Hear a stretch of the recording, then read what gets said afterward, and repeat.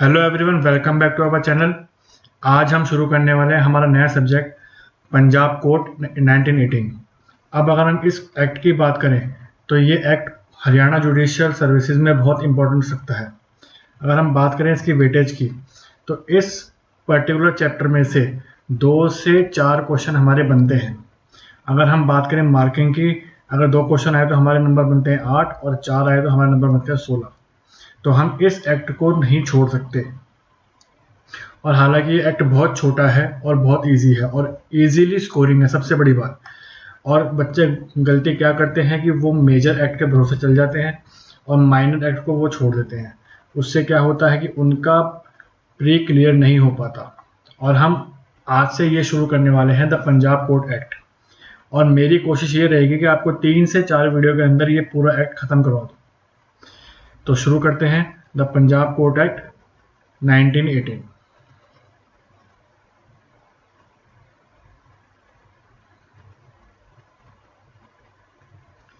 अब अगर हम इस एक्ट की बात करें तो सबसे पहले हमें देखना पड़ेगा कि इसके कुछ बेसिक्स पॉइंट्स क्या होंगे, जैसे कि इसका एक्ट नंबर, इसको सहमति किस किस से मिली, कब कब मिली, वगैरह वगैरह। तो शुरू करते हैं important points for preliminary exam.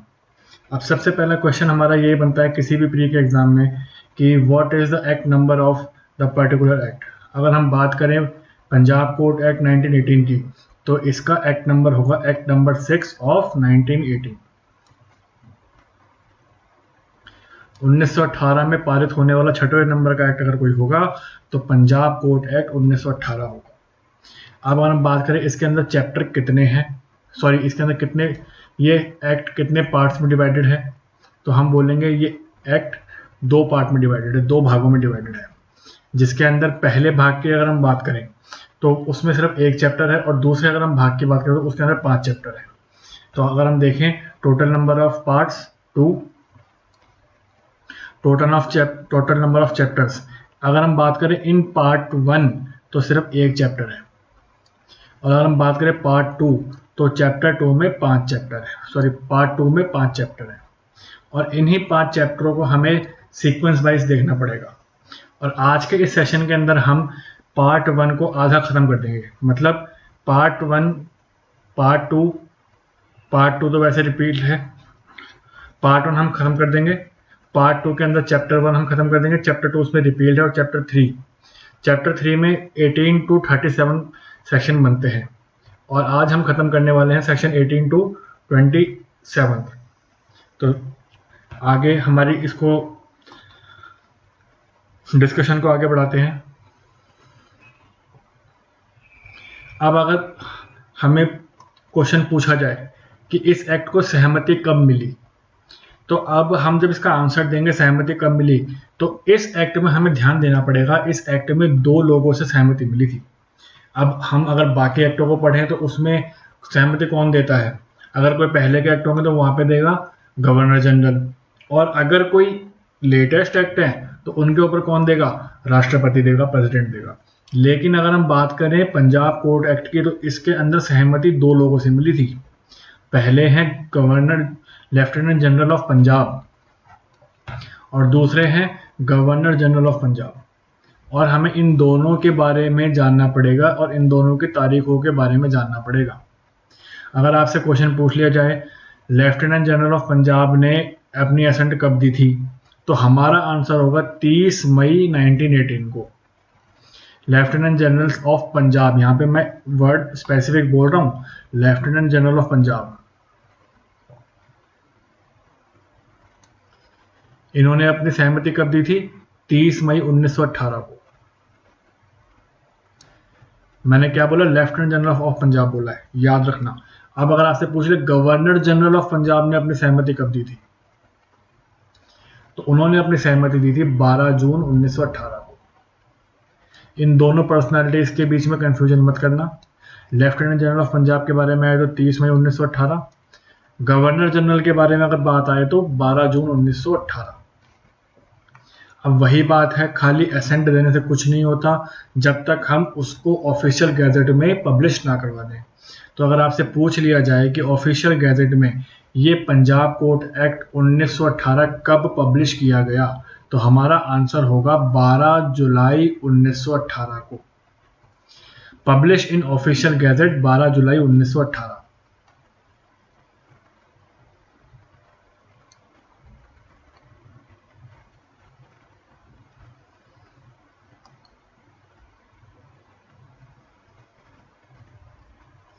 कब होगा? 12 जुलाई 1918 को। अब हम देख रहे हैं पार्ट वन। पार्ट वन अब हम देखने जा रहे हैं। इससे पहले हमने सिर्फ इसका एक इंट्रोडक्शन देखा था। अब हम देखते हैं पार्ट वन के बारे में।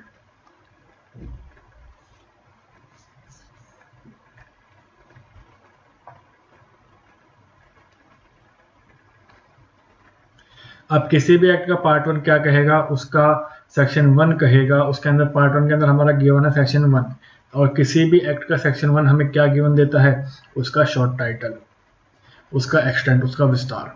अब हम अगर बाकियों के एक्ट में भी पढ़ेंगे तो भी उसका नाम स्पेसिफिक आता है। इसके अंदर भी यही है, this act may be called Punjab code 1918, पहला। और इसका विस्तार कहाँ तक होगा? इसका विस्तार हरियाणा एंड पंजाब होगा। लेकिन क्योंकि हम हरियाणा जुडिशरी के लिए पढ़ रहे हैं तो हमें यहाँ पे हरियाणा पर फोकस करना पड़ेगा। यहाँ तक बात क्लियर है? अब अगर यहाँ पे एक क्वेश्चन उठता है कि ये जो एक्सटेंट के अंदर हरियाणा वर्ड जोड़ा गया है, ये जो हरियाणा वर्ड इसमें जोड़ा गया है, तो ये कौन से एक्ट से या कौन से अमेंडमेंट से जोड़ा गया है? तो ये जोड़ा गया है हमारा Haryana adoption of law act 1968 से। Haryana adoption of law act 1968 से। अब यहाँ पर आपको ईयर भी याद रखने की जरूरत है। क्यों जरूरत है? क्योंकि आपसे ऑप्शन में बोल दे Haryana adoption act 1968, Haryana adoption of law act 1990, Haryana adoption of law act 1988, तो आप ईयर में भी कंफ्यूजन हो जाएंगे, आप भाई अपना क्वेश्चन गलत कर देंगे। तो इसलिए आपको ईयर भी याद रखने की जरूरत है। Haryana adoption of law act 1968 से हुआ था। क्या हुआ था? हरियाणा वर्ड ऐड हुआ था। यहाँ तक बात समझ में आती है? अब हमारे पार्ट वन में सिर्फ इतना ही हमें पढ़ना है। अब हम बात करेंगे अपने पार्ट टू की, जो मोस्ट इंपॉर्टेंट है। अब इसके अंदर अगर हम बात करें, पार्ट टू के अंदर हमारा चैप्टर वन आता है जो कि बात करता है प्रिलिमिनरी की बात करता है। और बेसिकली अगर हम बात करें किसी भी एक्ट की, तो किसी भी एक्ट का चैप्टर वन ऑलमोस्ट प्रिलिमिनरी की बात करता है, तो इसमें इतनी टेंशन लेने की जरूरत नहीं है। अब हम बात करते हैं अपने सेक्शन वन के बारे में।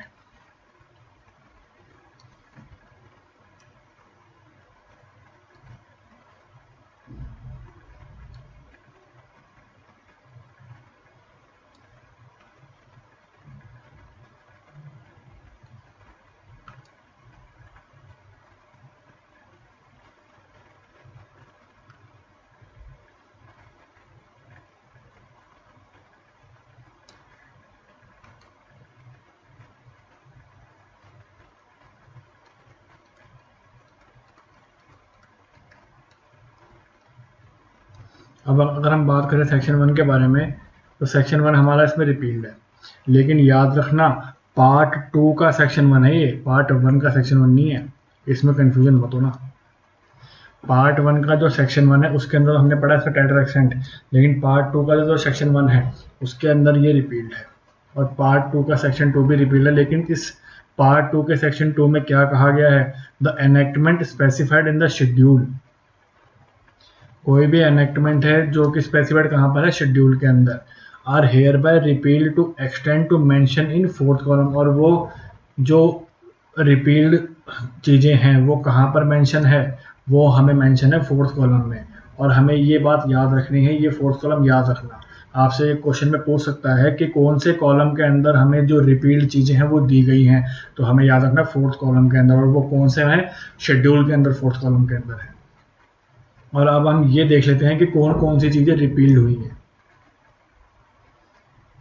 अब अगर हम बात करें कि कौन कौन सी चीज़ें रिपील्ड हुई हैं, मैंने आपको बताया था फोर्थ कॉलम के अंदर शेड्यूल में।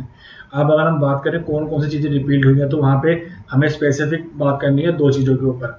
एक एक्ट ऐसे जो कि किसके थे? गवर्नर काउंसिल के एक्ट थे। और एक एक्ट कैसे थे? जो कि लेफ्टिनेंट गवर्नर काउंसिल के एक्ट थे।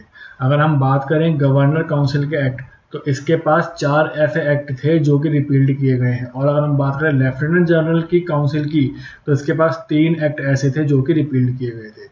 यहां तक की बात क्लियर है। 4 act of Governor General are repealed and 3 act of lieutenant general council are repealed. यहाँ तक की बात क्लियर है। अब अगर हम थोड़ा सा आगे इसको बढ़े तो हम ये देखेंगे कि कौन कौन से ऐसे एक्ट थे जो रिपील्ड है। अभी तो हमने सिर्फ ऊपर से पढ़ा है कि 4 गवर्नर जनरल काउंसिल के और 3 लेफ्टिनेंट जनरल काउंसिल के। अब हम पढ़ेंगे एक्टों के नाम, कौन कौन से एक्ट हैं वो। तो वो इतने ज़्यादा मुश्किल एक्ट नहीं है, आपको सिर्फ उनके ईयर याद रखने हैं, और वो ईयर क्या क्या होंगे वो मैं आपको बताता हूँ। पहला, द पंजाब कोर्ट एक्ट 1844। यहाँ पर आपको याद रखना है 1844, ये पहला एक्ट था। और एक कौन से नंबर का था? 28वें नंबर का, जो कि पास हुआ था 1844 में। ये था एक्ट पहला। दूसरा, the Punjab court act 1888, 13 number का 1888 में। तीसरा एक्ट, पंजाब कोर्ट एक्ट 1895, जो कि 19वें नंबर का एक्ट था 1895 के अंदर। और चौथा, पंजाब कोर्ट एक्ट 1899। अब अगर आप यहाँ पे देखेंगे तो पंजाब कोर्ट एक्ट चारों में कॉमन है, सिर्फ चेंज क्या है? सिर्फ चेंज है यहाँ पर ईयर। 1844, 1888, 1895 और 1899 आपसे क्वेश्चन में पूछ सकता है, इसलिए मैं आपको एक चीज बता रहा हूँ, क्योंकि हम स्पेसिफिक होकर नहीं चल सकते, हमें एक एक चीज को ध्यान से देखना पड़ेगा। और अगर हम बात करें लेफ्टिनेंट जनरल काउंसिल के एक्ट की, तो इसके जो एक्ट होंगे इसके आगे सिर्फ एक वर्ड जोड़ दिया जाएगा, अमेंडमेंट। अब अगर हम पहले वाले की बात करें तो उसमें क्या था? पंजाब कोर्ट एक्ट था। अब अगर हम इसकी बात करें तो पंजाब कोर्ट अमेंडमेंट एक्ट की बात करेंगे। तो इसके जो तीनों एक्ट हैं उनके नाम होंगे पंजाब कोर्ट अमेंडमेंट एक्ट। सिर्फ क्या डिफरेंस होगा? डिफरेंस होगा इसके ईयर। पहला एक्ट 1902, दूसरा एक्ट 1912 और तीसरा 1913। ये डिफरेंस होगा। मतलब हम कह सकते हैं Punjab court amendment act 1902, act number 1 of 1902। Punjab court amendment act 1912, act number 1 of 1912। Punjab court amendment act 1913, act number 6 of 1913। ये आपको 7 एक्ट याद रखने पड़ेंगे, जिसमें से 4 गवर्नर जनरल काउंसिल के और 3 लेफ्टिनेंट जनरल काउंसिल के। यहाँ तक बात क्लियर है। अब हम थोड़ा सा आगे और बढ़ते हैं।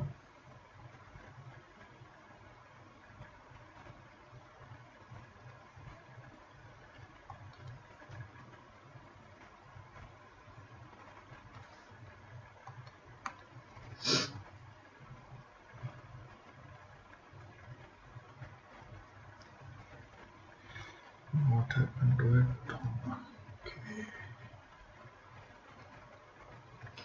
अब हमारा जो नेक्स्ट सेक्शन है वो सेक्शन है हमारा सेक्शन 3, जो कि बात करता है डेफिनेशंस की। सेक्शन 3 डेफिनेशंस की। और अगर हम बात करें डेफिनेशन की, तो अगर इसका हम पहले की बात करें तो पहली बात करेगा स्मॉल कॉज की, दूसरी बात करेगा लैंड सूट्स की, तीसरी बात करेगा अनक्लास सूट्स की, और चौथी बात करेगा हमारी वैल्यू की। अब ये डेफिनेशन क्या बोलती हैं और क्या क्या इसके अंदर हमें याद रखने की जरूरत है, वो हम इसके अंदर देखते हैं। अब अगर हम बात करें पहली डेफिनेशन स्मॉल कॉज की। अब स्मॉल कॉज का मतलब क्या हुआ? सूट ऑफ नेचर जिसका कि कॉग्निजेंस कौन लेगा? Cognizable by court of small cause. ऐसे सभी सूट, ऐसे सभी वाद जिसका कि कॉग्निजेबल लेने का अधिकार किसको है? स्मॉल कॉज कोर्ट को। और कौन से कानून के अंतर्गत? Under provincial small cause court act 1887 के अंदर।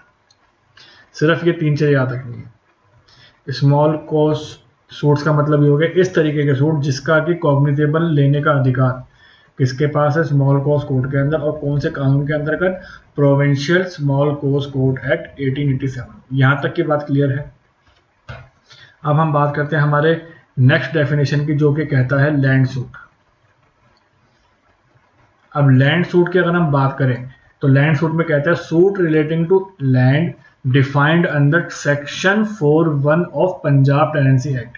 अब यहाँ पर इसने बोला है कि ऐसे सूट जो कि किससे जुड़े हुए होंगे? लैंड से। यहाँ पर लैंड सूट नहीं बोला, यहाँ पे बोला ऐसे सूट जो कि किससे जुड़े हुए हैं? लैंड सूट से। सॉरी, जो कि किससे जुड़े हुए, लैंड से। और वो लैंड कौन सी होगी, जो कि स्पेसिफाइड है section 4 clause 1 of Punjab tenancy act 1887 से। अब अगर हम बात करें कि वो लैंड कौन सी होगी, तो उस लैंड के बारे में भी हम चर्चा कर लेते हैं।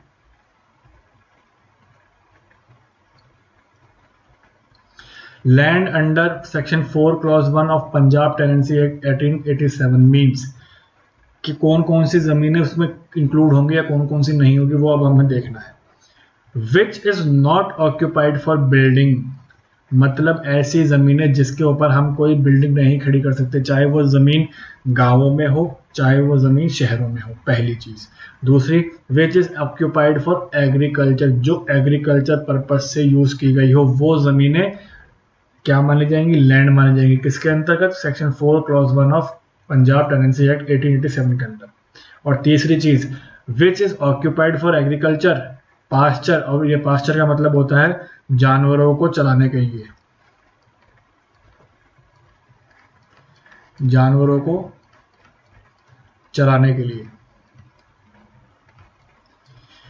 And for the purpose of building, अब यहां पर जब मैंने ये बात बोली and for the purpose of building, तो आपके दिमाग में क्वेश्चन उठेगा कि मैंने क्लॉज 1 में तो क्या बोला था और क्लॉज 3 में मैं क्या बोल रहा हूँ। अब जब मैंने क्लॉज 1 में बोला था बिल्डिंग, तो वहां पर स्पेसिफिक है कि उस जमीन पे बिल्डिंग ही बनेगी। और जब इसमें मैं बोल रहा हूँ बिल्डिंग, तो इसकी बिल्डिंग का मतलब है कि जो एक खेत के अंदर एक छोटा सा शेल्टर बनता है, छोटा सा गोदाम बनता है, वो भी एक कंस्ट्रक्शन के अंदर आता है, तो वो इसमें एग्जम्प्टेड है। लेकिन ऊपर वाली जो बिल्डिंग है वो इसमें एग्जम्प्टेड नहीं है।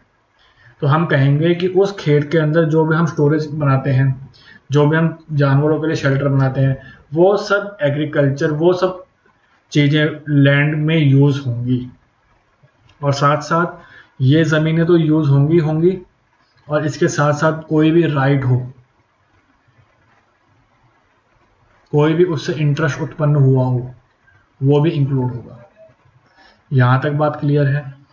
अब हम बात करते हैं अपनी नेक्स्ट डेफिनेशन, अनक्लास्ड सूट के बारे में। अब अनक्लास्ड सूट कौन से होते हैं, जो ना ही स्मॉल कोज के सूट होंगे और ना ही लैंड सूट होंगे। तो वो कौन से सूट होंगे, वो अनक्लास्ड सूट होंगे।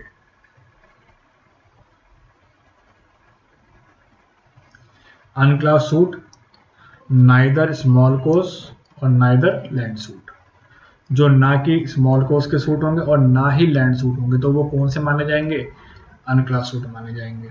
और अगर हम बात करें अपनी अगली डेफिनेशन की, तो वो बात करती है वैल्यू के बारे में। और किसी भी सूट में अगर हम वैल्यू की बात करेंगे तो वो क्या होगी, वो सब्जेक्ट मैटर की वैल्यू होगी। किसी भी सूट में अगर हम बात करेंगे वैल्यू के बारे में, तो वो उस सब्जेक्ट मैटर से जुड़ी हुई वैल्यू के बारे में हम बात करेंगे। यहाँ तक की बात क्लियर है। अब हम बात करते हैं हमारे चैप्टर 3 के बारे में, सॉरी चैप्टर 2 के बारे में, जो कि हमारा है सेक्शन 4 टू सेक्शन 17। और सबसे अच्छी बात यह है कि ये रिपीट है। हाँ, इसके अंदर सिर्फ आपसे क्वेश्चन ये पूछ लेगा कि चैप्टर 2 में कितने सेक्शन हमें प्रोवाइडेड थे, सेक्शन 4 टू 17। दूसरा क्वेश्चन इसके अंदर ये पूछ सकता है हमसे,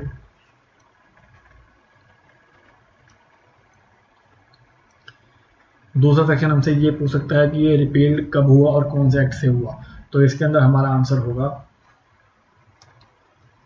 बाय पंजाब एक्ट 1919, 1919 के पंजाब एक्ट से ये रिपील हुआ था। कौन, चैप्टर 2 ऑफ पंजाब एक्ट 1918। और इसमें क्या था, सेक्शन 4 टू 17 इसके अंदर इंक्लूड थे। अब अगर हम बात करें हमारे चैप्टर 3 की,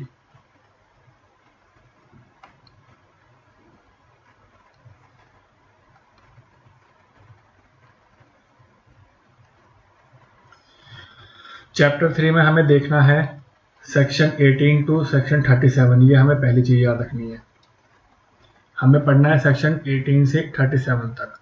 दूसरी चीज हमें याद रखनी है कि इसमें कौन कौन से सेक्शन रिपील्ड है, हट गए हैं। सेक्शन 23 इसमें से हट गया है, सेक्शन 32 इसमें से हट गया है और सेक्शन 35 इसमें से हट गया है। और अगर हम बात करें सेक्शन चैप्टर 3 की, तो इसकी स्टार्टिंग होती है द सबऑर्डिनेट कोर्ट। अब ये कहाँ से शुरू होंगे और कहाँ पे खत्म होंगे, अब हम इसके बारे में चर्चा करेंगे।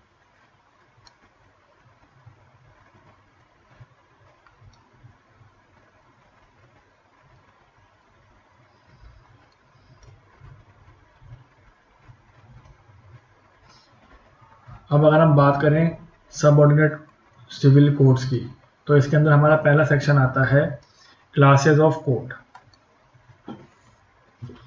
क्लासेस ऑफ कोड इसके अंदर हमारा पहला सेक्शन आता है, जिसके अंदर हम बात करेंगे सेक्शन 18 की।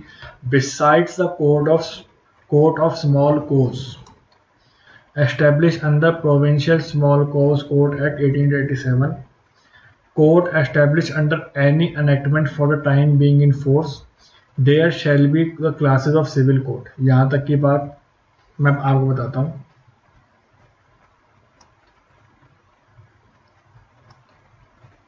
यहाँ पे लिखा है besides the courts, कौन से कोर्ट्स के अलावा? स्मॉल कोज कोर्ट्स के अलावा, जो कि किसके अंडर एस्टेब्लिश है? प्रोविंशियल स्मॉल कोज कोर्ट के अंडर एस्टेब्लिश है। और ऐसी कोर्ट्स जो कि एस्टेब्लिश किसी और एनेक्टमेंट के द्वारा है। अब यहाँ पर किसकी बात की गई है? कोई भी ट्रिब्यूनल्स हुए, यहाँ पर ट्रिब्यूनल्स की बात की गई है, और ट्रिब्यूनल्स को भी हम एक तरीके से सिविल कोर्ट ही मानते हैं। There shall be a following classes of civil court. अब सिविल कोड के कुछ क्लासें हैं, और वो क्या क्या है वो हम अब देखते हैं।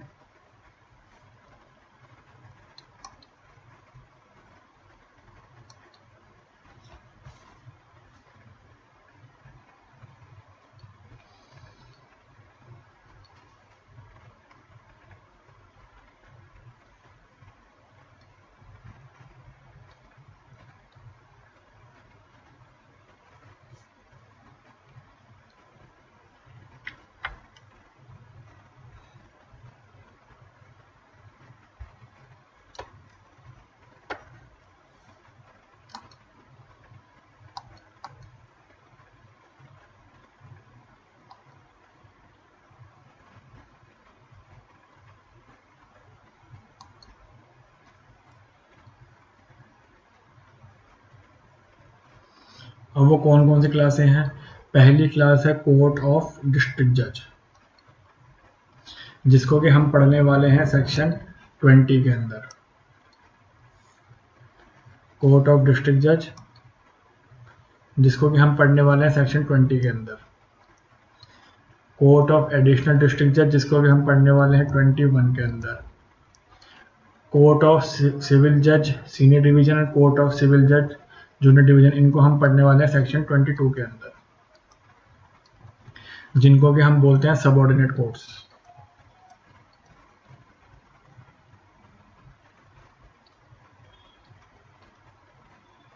जिनको कि हम बोलते हैं सबऑर्डिनेट कोर्ट्स। और ये जो सिविल कोर्ट्स है, इसको हम मानते हैं civil district under section 19।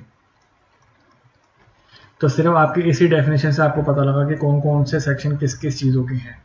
Civil district की अगर हम बात करेंगे सेक्शन 19, डिस्ट्रिक्ट कोर्ट जज की बात करेंगे सेक्शन 20, एडिशनल डिस्ट्रिक्ट जज की बात करेंगे 21, सबऑर्डिनेट कोर्ट्स की बात करेंगे whether it is senior division और जूनियर डिवीजन 22। यहाँ तक की आपको बात क्लियर है। अब हम पढ़ते हैं डेफिनेशन।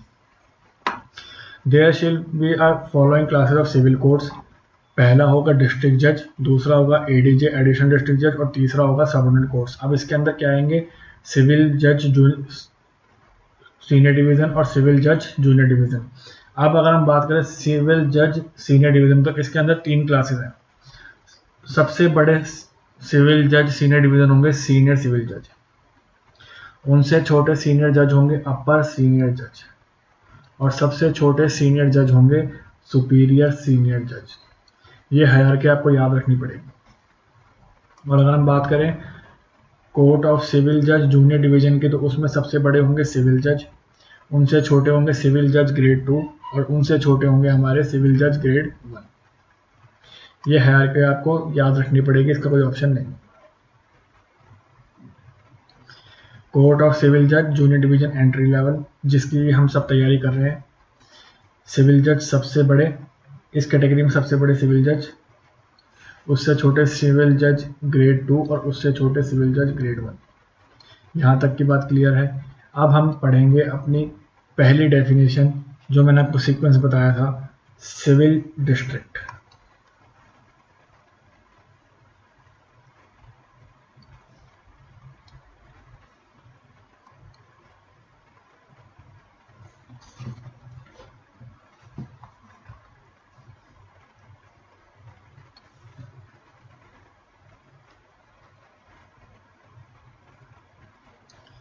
हमारी पहली डेफिनेशन है सिविल डिस्ट्रिक्ट। अब यहाँ पर सेक्शन 19 में क्या गिवन है, सिविल डिस्ट्रिक्ट। क्वेश्चन पूछ लेगा what is the section of civil district, section 19। अब दूसरा question, the state government shall divide. अब यहाँ पर किसको अधिकार है, राज्य सरकार को अधिकार है, स्टेट गवर्नमेंट को अधिकार है। और वो स्टेट गवर्नमेंट क्या करेगी, टेरिटरीज को बांटेगी अलग अलग सिविल डिस्ट्रिक्ट के अंदर। एक स्टेट है, स्टेट एक टेरिटरी है, और उसको अलग अलग जिलों में बांटने का काम कौन करेगी, स्टेट गवर्नमेंट करेगी। और वही इसका क्लॉज 1 कहता है, state government shall divide territories into civil districts. और उसके बाद स्टेट गवर्नमेंट में जो उसने डिस्ट्रिक्ट डिवाइड किए हैं उनको ऑल्टर भी कर सकती है, उनकी लिमिट को, और उनके नंबर को भी चेंज कर सकती है। इसका भी अधिकार किसके पास है, राज्य सरकार के पास है। मतलब पहले क्लॉज में कह दिया कि टेरिटरी को तोड़ के डिस्ट्रिक्ट बनाना है, और उस डिस्ट्रिक्ट की क्या लिमिट होगी उसको भी वो ऑल्टर कर सकती है, बढ़ा भी सकती है और घटा भी सकती है। ये हो गया हमारा सेक्शन 19। अब हम बात करते हैं सेक्शन 20 की। मैंने आपको बताया था 19 में सिविल डिस्ट्रिक्ट और 20 में डिस्ट्रिक्ट जज।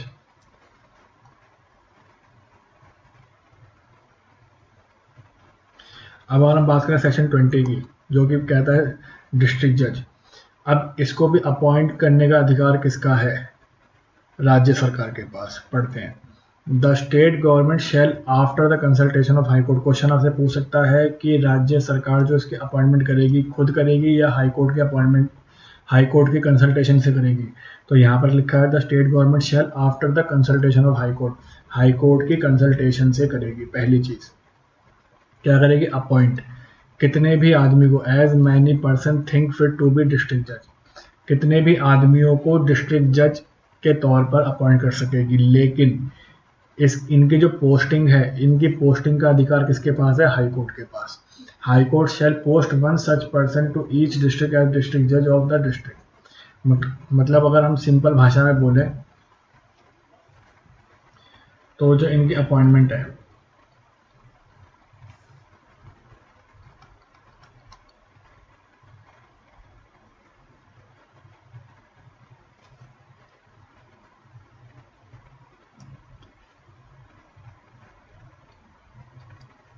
इनकी जो अपॉइंटमेंट है वो कौन करेगा, स्टेट गवर्नमेंट।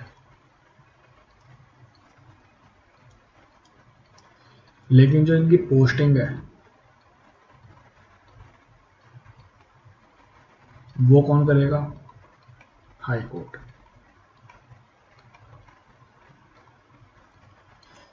डिस्ट्रिक्ट जज की अपॉइंटमेंट स्टेट गवर्नमेंट करेगी with the consultation of high court. लेकिन इनकी पोस्टिंग, इनको कौन से डिस्ट्रिक्ट में भेजना है, कौन सी कोर्ट्स में भेजना है, उसकी पोस्टिंग कौन करेगी, हाई कोर्ट करेगी। यहाँ तक की बात हमें क्लियर है।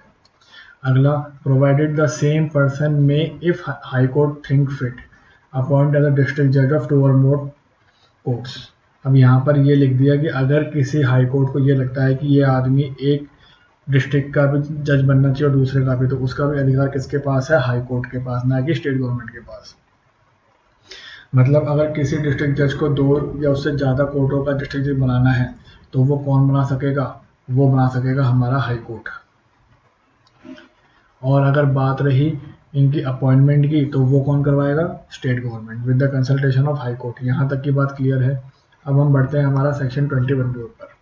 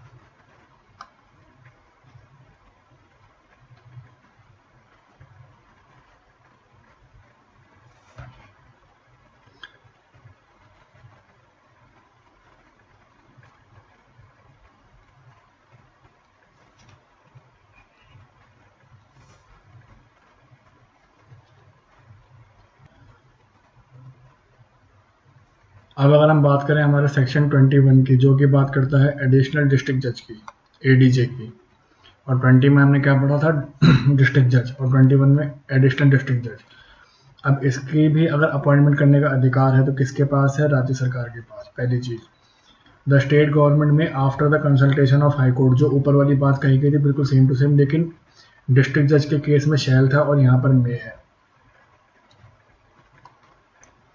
State government may after the consultation with high court appoint as many person it think fit to be additional district जज। पहली चीज हो गई। और इसकी जो पोस्टिंग का अधिकार किसके पास है, जो डिस्ट्रिक्ट जज वाले के पास था, हाई कोर्ट के पास। High court may post ADJ to exercise jurisdiction in one or more court to the district जज। यहाँ तक बात सही है, कॉमन बात है, ज़्यादा डिफरेंट बात नहीं है। अपॉइंटमेंट का अधिकार स्टेट गवर्नमेंट के पास with the consultation of high court, और इसकी पोस्टिंग का अधिकार, चाहे वो डिस्ट्रिक्ट जज हो चाहे वो एडीजे हो, इसकी पोस्टिंग का अधिकार किसके पास है, हाई कोर्ट के पास। इसका क्लॉज 2 क्या कहता है,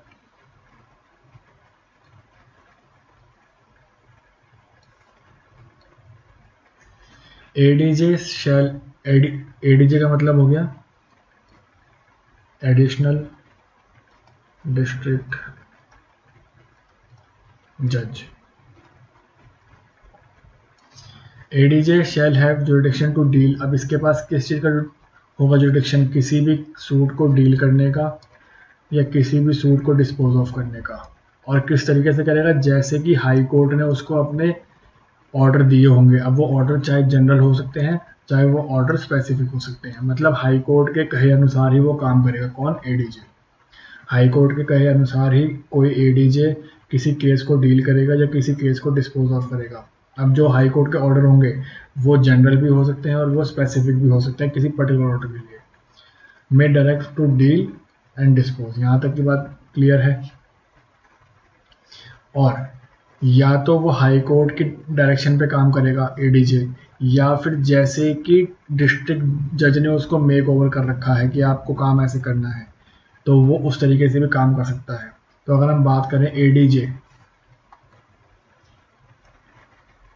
एडीजे कैसे काम करेगा, या तो हाई कोर्ट के ऑर्डर पर या डिस्ट्रिक्ट जज की सलाह पर। इन दोनों पोजीशन में एक काम कर सकता है एडीजे। अब हम बात करते हैं, थोड़ा आगे बढ़ते हैं।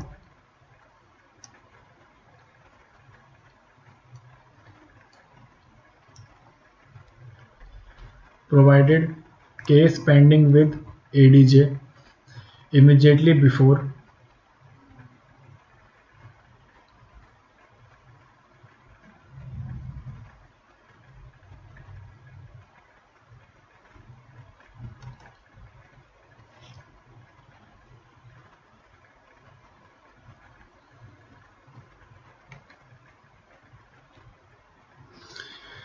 provided case pending with ADJ immediately before 28 जून 1963। अब यहाँ पर ये डेट याद रखनी है, 28 जून 1963।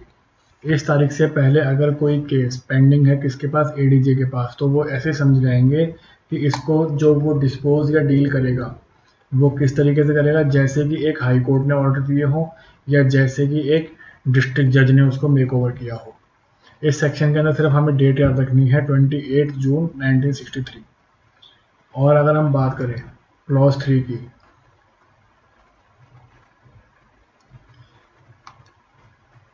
Case which deal with the case referred under section subsection 2 ADJ shall deem to be the court of district जज। इसके अंदर ऐसे कह दिया कि अगर किसी एडीजे को हाई कोर्ट ने ऑर्डर दिया है या किसी एडीजे को किसी डिस्ट्रिक्ट जज ने मेक ओवर किया है, तो और उस सिचुएशन के अंदर कोई एडीजे अपना काम कर रहा है, तो उस एडीजे को उस पॉइंट के लिए डिस्ट्रिक्ट जज माना जाएगा और वो सारे फंक्शन वो परफॉर्म कर सकता है जैसे कि एक डिस्ट्रिक्ट जज उसको कर रहा हो। यहाँ तक की बात क्लियर है। अब हमारा अगला सेक्शन आता है सेक्शन 21A। सेक्शन 21A हमें कहता है assignment of function of district जज। एक डिस्ट्रिक्ट जज के फंक्शन कैसे कैसे होंगे, क्या क्या होंगे, वो हम बात करेंगे 21A के अंदर।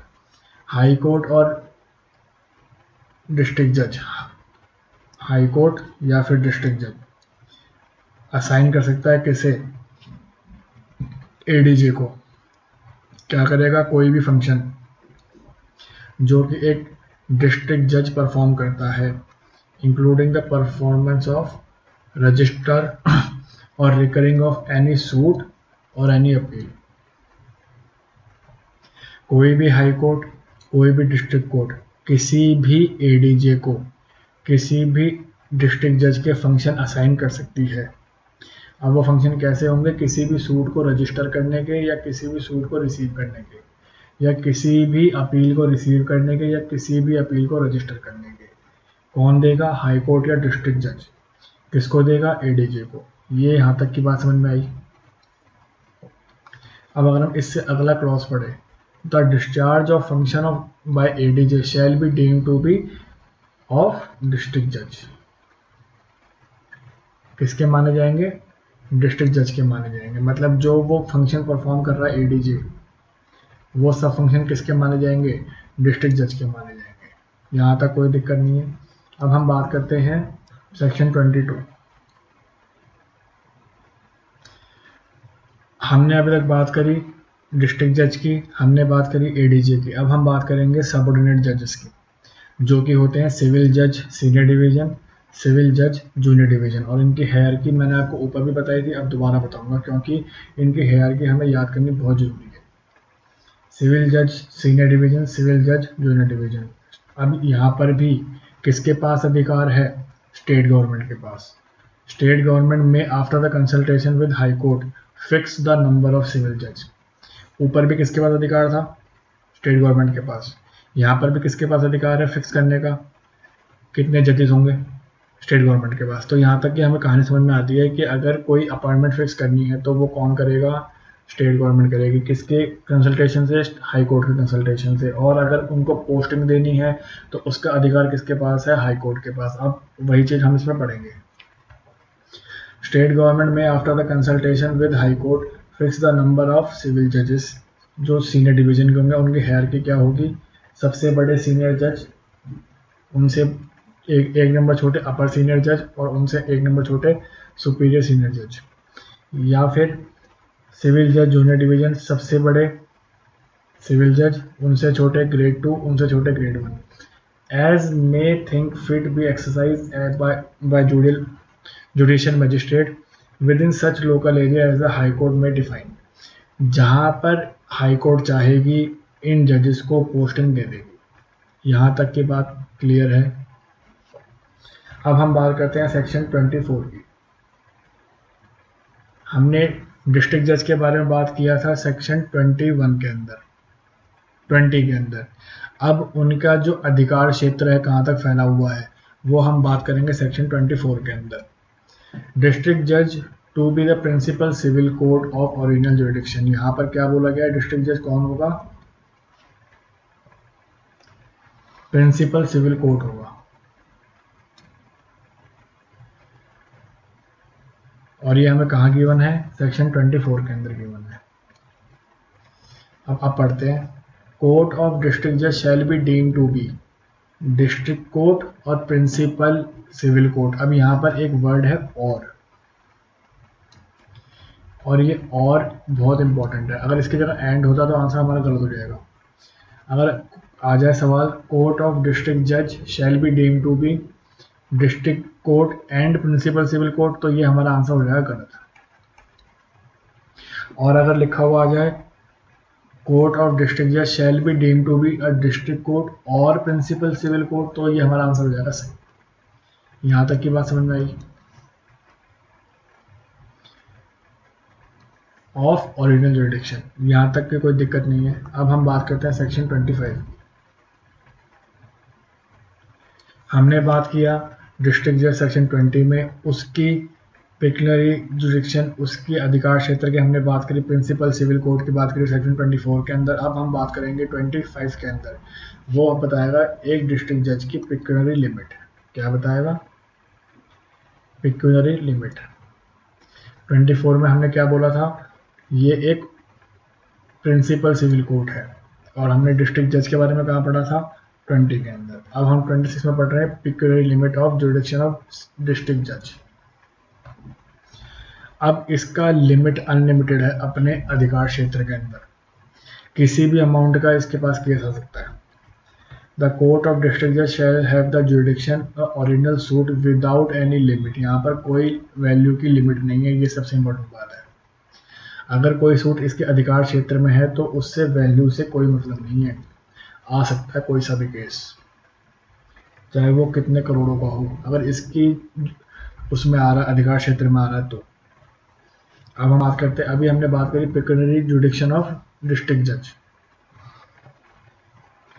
अब हम बात करेंगे पिक्यूलियर जुरिडिक्शन ऑफ सबऑर्डिनेट जज, और जिसको हमने कहाँ पढ़ा था, सेक्शन 22 के अंदर।